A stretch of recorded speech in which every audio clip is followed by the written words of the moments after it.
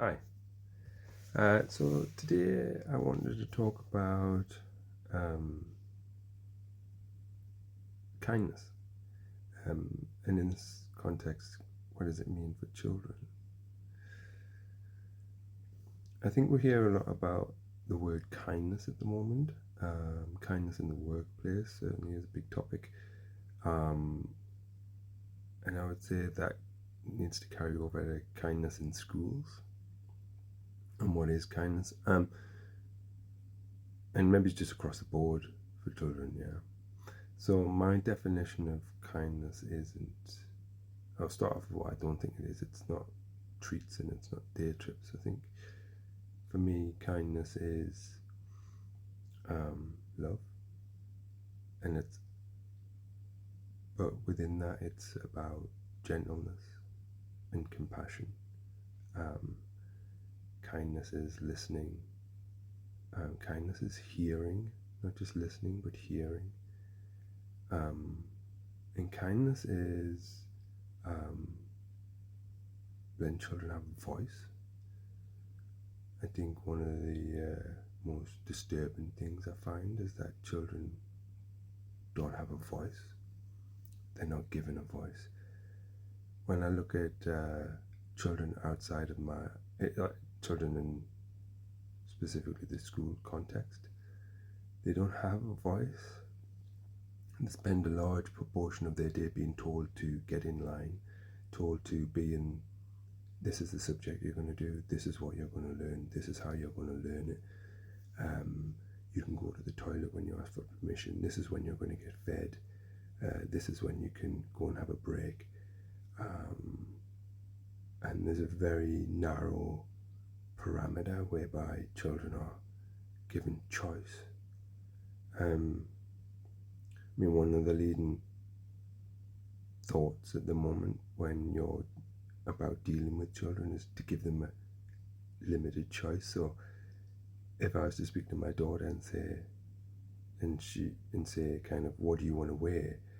The leading thought is to give her two options, this dress or this dress. So she gets the illusion of choice. But it's actually parameters have been already predetermined and predefined.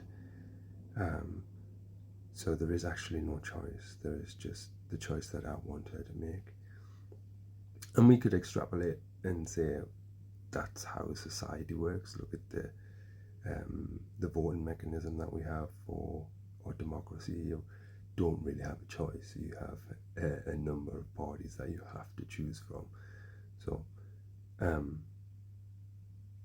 but going back to that voice, kindness to children is giving them a voice and hearing that voice.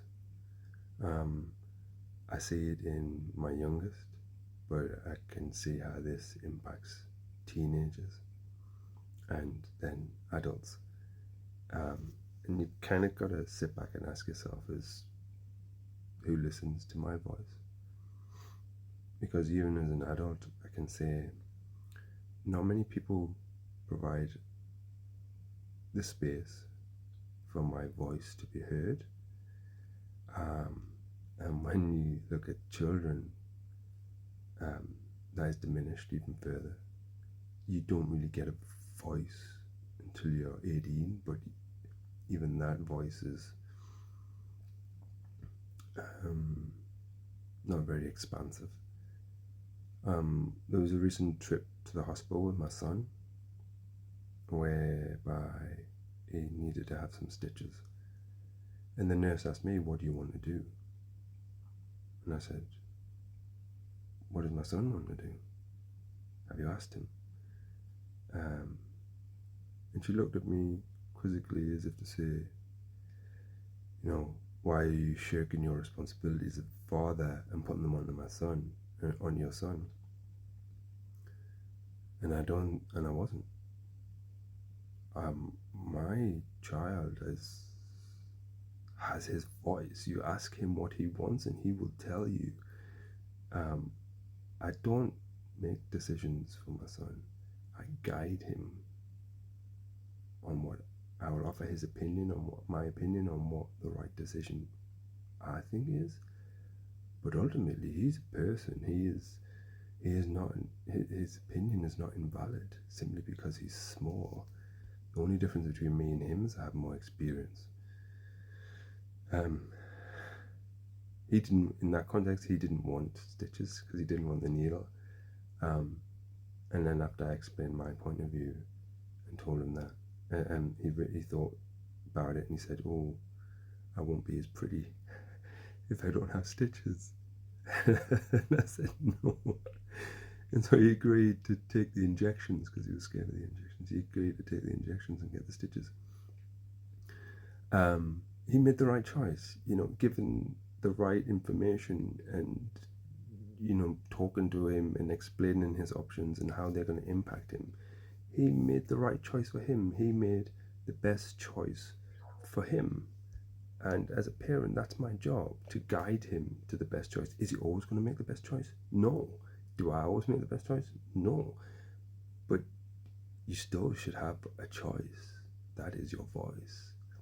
And it should be heard. All children's voices need to be heard. Okay. Thank you for listening. Let me know what you think.